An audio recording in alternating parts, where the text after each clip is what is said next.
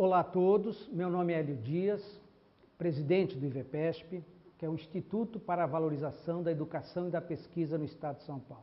Somos uma entidade de direito privado, sem fins lucrativos, e nosso objetivo é se tornar uma ponte entre a sociedade e o conhecimento. Contamos com membros representativos da sociedade científica, empresarial e universitária. Contamos com um centro de inteligência e especialidades multi-institucional e multidisciplinar, com membros do Brasil e de outros países. Em nosso portal, vocês vão encontrar as nossas principais ações até o momento, que são workshops, encontros temáticos, feiras e informações de interesse da sociedade na área da divulgação científica. Nosso principal objetivo é tornar o conhecimento acessível a todos e contribuir para o aperfeiçoamento das instituições. O IVEPESP conta com um certificado de regularidade cadastral de entidades do Estado de São Paulo,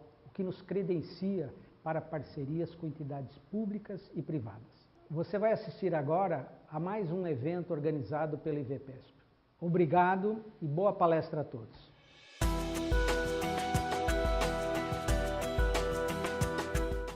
Agora convidamos o professor Estevão Quimpara para estar proferindo a sua palestra Problemas e Desafios da Odontologia no Brasil. O professor Quimpara é cirurgião dentista, especialista em prótese dentária, mestre em prótese dentária, doutor em materiais odontológicos, professor titular do Departamento de Materiais Odontológicos da Unesp Campus de São José dos Campos e também vice-diretor do ICT da Unesp. Obrigado. A palavra, professor. Boa tarde a todos. Inicialmente eu quero agradecer ao nosso presidente, professor Hélio, e também ao professor Bruno, que permitiu essa inserção da odontologia nesse workshop, que eu entendo como bastante oportuno. E eu já de antemão quero me posicionar um tanto quanto constrangido em razão de única relação de eu ter com o assunto tratado é que eu milito atualmente no ensino universitário e não tenho nenhuma habilidade nem experiência no que tange à saúde pública. Entretanto, eu me julgo um operário da odontologia como parte da saúde e, nesse sentido, eu gostaria de trocar algumas ideias, fazer alguma apresentação a respeito da percepção que eu tenho do estágio atual da odontologia e da nossa preocupação a respeito. Então, na verdade, a odontologia ela trilhou por um caminho que talvez tivesse sido muito tecnicista e voltado muito para essa cavidade, até se relacionando muito pouco com o restante do próprio organismo, né? Então, historicamente, nós tínhamos aí na década de 70, eu não vou comentar outras décadas, que é uma época que eu não convivi, não atuei, então vamos falar efetivamente daquilo que a gente conviveu. Então, historicamente, nessa época de 70, os tratamentos se baseavam em critérios de sucesso, a longevidade das reabilitações. Então, era extremamente tecnicista. Nós nos preocupávamos com preparos de cavidade, materiais com maiores longevidade. E é um fato curioso, em termos de saúde pública, que exatamente nessa época que se descobriu a fluoretação da água. E eu tenho provas de que, em termos de saúde pública, foi uma proposta que foi um sucesso.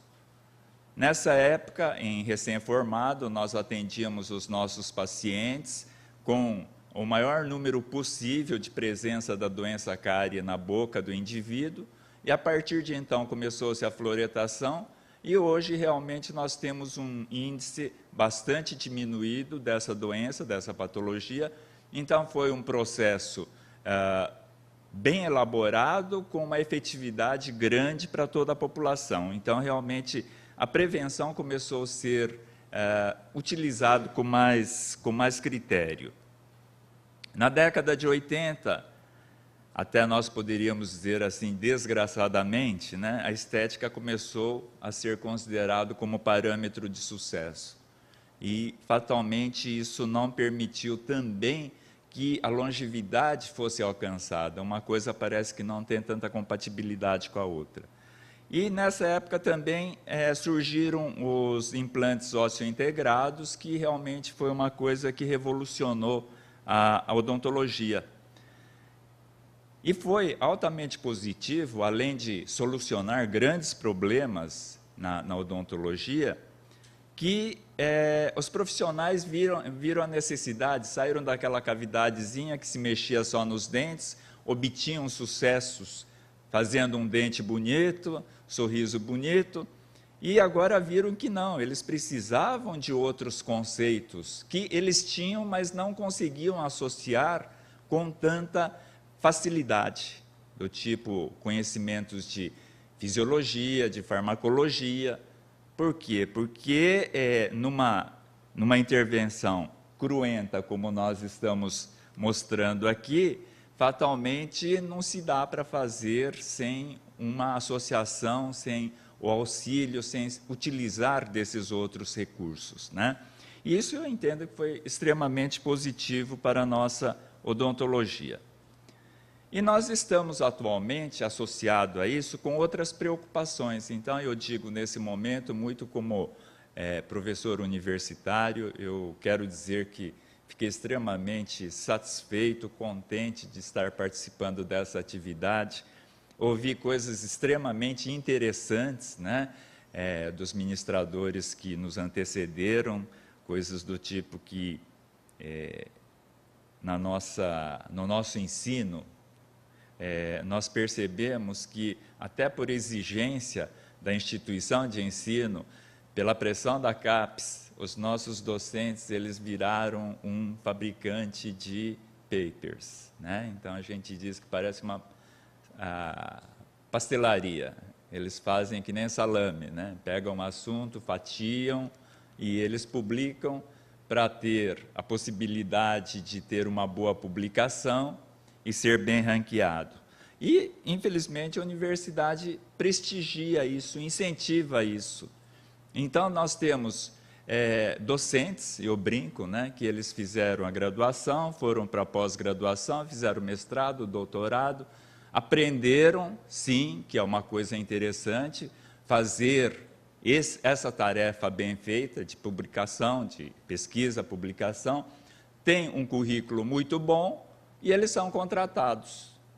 Por vezes contratados para ministrarem aula de disciplinas clínicas. E daí nós brincamos, como é que faz, né? São professores DDS. DDS quer dizer dentista de dedo seco. É aquelas coisas que nós brincamos, né? Você teria coragem de abrir a boca para eles? Então, isso é bastante preocupante. Quando nós ouvimos aqui os nossos palestrantes que antecederam dizerem que não, medicina tem que ser ensinado pelo médico. E nós entendemos que é isso.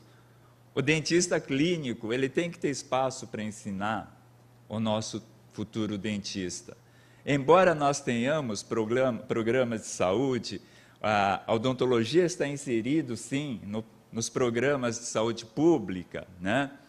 Nós temos instituições, a Associação de Ensino Odontológico, que comprou essa ideia, e eles querem que no currículo se ensine políticas públicas, mas, numa turma de 50 alunos, nós vamos ficar aí com 10 que vão fazer mestrado, doutorado e vão pleitear a carreira acadêmica.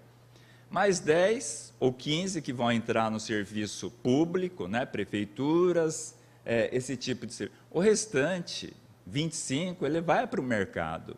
Então, ele tem que ter habilidade técnica, sim. Então, na verdade, a nossa preocupação hoje é de fazer aquele ensino que ele possa ter um enfoque multidisciplinar e se valer efetivamente de outras especialidades para ter sucesso na técnica que ele está aplicando. Isso faz sentido porque, olha, a expectativa de vida da população está aumentando. Nós precisamos, não é só fisiologia, farmacologia, nós precisamos ter uma intersecção também com a área tecnológica, né? A odontologia está bastante tecnológica. E nós temos que ter essa visão da interdisciplinaridade porque acabou-se aquela época que o dentista ele atuava sozinho, ele nem contratava auxiliar, nem secretária para ter uma faixa de ganho maior, né? Então, quando se fala no aumento de expectativa de vida da população, nós demos uma olhada aqui nessa publicação do IBGE e, observando esses gráficos, nós achamos extremamente interessantes, né? Ainda ontem, eu comentava, participando de uma banca de livre docência com alguns colegas, que nós tínhamos, um pouquinho antes, né, da minha formatura, dentistas nas cidades, que aquele que extraía o dente e suturava, ele era diferenciado. A maioria nem sutura eles davam e ninguém morria por isso. Agora, hoje em dia, se você não fizer uma profilaxia com antibiótico para fazer uma extração, de repente você está correndo altíssimo risco. E, além disso, observando esses gráficos, dá para perceber que nós vamos estar trabalhando com indivíduos com hipertensão, diabetes, uma série de problemas que tende a aumentar. Então, isso é uma coisa que nós não podemos deixar de considerar na conjuntura atual. Logicamente, nós gostaríamos, né, que sempre fosse assim. Coisa muito boa de se atender e ter como resultado. Mas isso é uma grande realidade. Isso é que nós vemos. E nós temos que ter a habilidade não só de devolver essa função, mas nós temos que considerar a saúde como um todo. E a nossa odontologia também, afinal de contas, estamos num país capitalista, queremos crer que seja assim, e a tecnologia vem vindo. Então, hoje, aquilo que era artesanal, aquilo que dependia exclusivamente da habilidade do profissional, não está tanto assim. A máquina está conseguindo trabalhar em cima disso. Então, quer seja na obtenção de modelos, na confecção de restaurações, aquilo que a gente dizia, né? O Dorico Paraguaçu, numa dada novela, tinha lá o protético, que era o aprendiz que queria aprender a fazer as dentadurinhas, as pererequinhas, com aquela habilidade do protético. Hoje, de repente, nós temos máquinas de fresagem que permitem fazer isso. E, sem dúvida alguma, por ser uma tecnologia avançada, ela faz com muito mais precisão. Então, essa coisa de se fazer em série acaba ficando facilitado. E a gente não pode deixar de lado isso. Eu acho que, até como parte, né, da saúde, isso é uma coisa extremamente importante. E, junto com isso, novos materiais surgem. A dureza de um metal, o comportamento de um metal, que era o que determinava a longevidade das nossas restaurações, das nossas reabilitações, estão sendo conseguidas agora com outros materiais, ainda com alguns problemas, entretanto, com bons resultados extremamente satisfatórios. Mas não podemos esquecer que estamos trabalhando dentro de uma biologia. Para que isso tenha um sucesso absoluto, deixar de lado alguns aspectos extremamente importantes, né, para a obtenção de um sucesso como um todo. E uma coisa interessante, esses dias nós tivemos, pelo nosso Conselho Federal de Odontologia, a Assembleia Nacional de Especialidades Odontológicas. E foi discutido uma série de novas especialidades. E, logicamente, não é que nós concordemos com isto, porque me parece que estamos retalhando alguma coisa que deveria, muito ao contrário, convergir. Então, foi dito aqui, por exemplo, que o aluno entra no primeiro ano da medicina, ele já vai escolher a especialidade que ele quer exercer. A odontologia não está muito diferente disso. E nessa ANEEL foram sugeridas, né, mais algumas especialidades, coisas de 5 especialidades, né? Coisas do tipo hipnose, odontologia do trabalho, odontologia do esporte, assim por diante. Agora, eu chamo a atenção, por exemplo, com relação à odontologia hospitalar. Propositadamente, nós colocamos aquela primeira tela de uma cavidade bucal. E nós entendemos realmente que a cavidade bucal, ela tem ele exerce diversos papéis. Por exemplo, da estética, da raiva, né? Ele aponta a saúde, quando ela não está bem cuidada, ele já mostra um aspecto de falta de sanidade.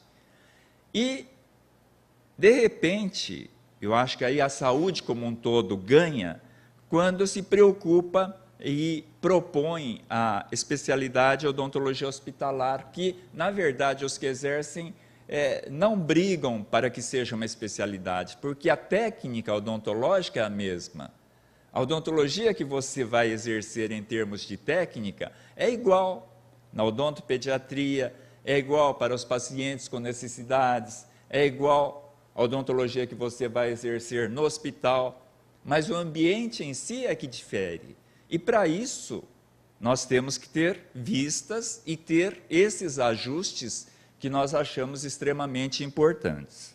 Então, na verdade, o que nós buscamos, aí eu digo atualmente como gestor, né, de uma instituição de ensino, que nós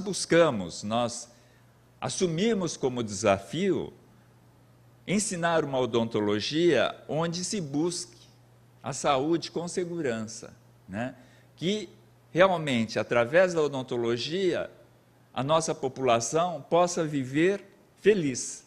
E, para isso, nós temos realmente alguns indicativos, quando nós vemos lá o Código de Ética da Odontologia, eles colocam claramente isto.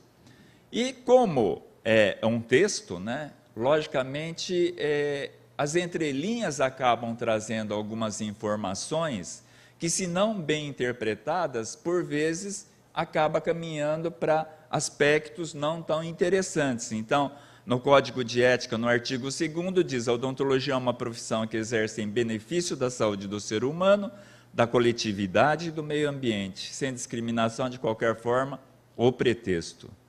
O objetivo de toda atenção odontológica é a saúde do ser humano.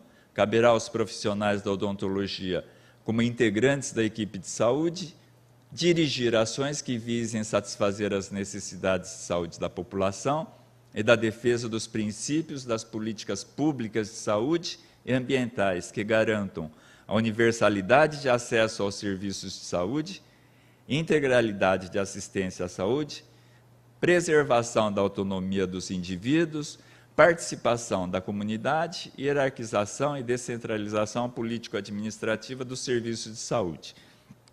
E as diretrizes curriculares nacionais, que o nosso está em curso desde 2002, né,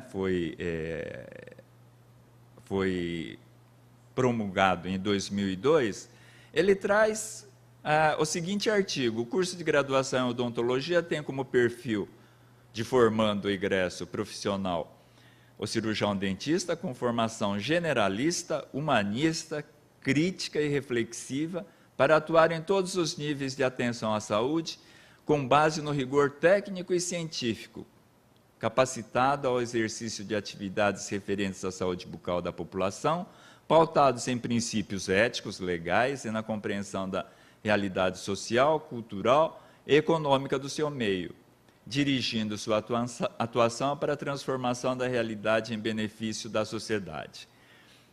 Na minha opinião, ele contempla, né? Eu acho assim, é isso tudo mesmo. Só que, pela interpretação dada e pela pressão que as instituições receberam para ajuste às diretrizes curriculares nacionais, foi muito no enfoque da saúde pública, só saúde pública, né? Então, nós tivemos assim, grandes embates do tipo assim, tá bom, o cara sabe propor uma política de saúde pública, você abre a boca para ele? Não. Não, então não adianta, então ele não é cirurgião dentista. Então, a discussão passou por aí, vocês podem ver, isso foi para ser aplicado a partir de 2002, então já tivemos tempo para entender que não é para direcionar para uma coisa só, nós temos que abrir isto. Tanto que uma coisa muito interessante, uma coisa boa que nós tivemos, né, com relação à formação profissional e essa proposta da nova estrutura curricular, é que a sugestão é que o curso passe a ser de 5 anos. E seria muito interessante que mesmo as instituições particulares que tivessem alguma ação nesse sentido, porque o que está acontecendo é que as públicas estão com essa proposta para 5 anos, entretanto, por uma jogada de marketing, para angariar alunos, né, as particulares insistem em continuar com 4. Então, nós temos esse pequeno embate, mas os 5 anos, dentro da interpretação da Associação Brasileira de Ensino Odontológico, por exemplo, é que não, o indivíduo ele tem que ter mais tempo para filosofar, para ele ir lá ver a realidade da comunidade, ter uma ação social. Não, eu entendo que ele tem que ter mais 1 ano para melhorar essa interdisciplinaridade. Ele tem que melhorar a formação, senão ele perde o espaço, né? Então, eu entendo que foi interessante essas diretrizes, essa proposta dos 5 anos foi bastante interessante. Com relação ao modelo de docência, eu advogo aquilo que nós já comentamos, nós estamos com um modelo, até por uma pressão da própria instituição, universidade, com um modelo distorcido em algumas áreas do tipo medicina, engenharia.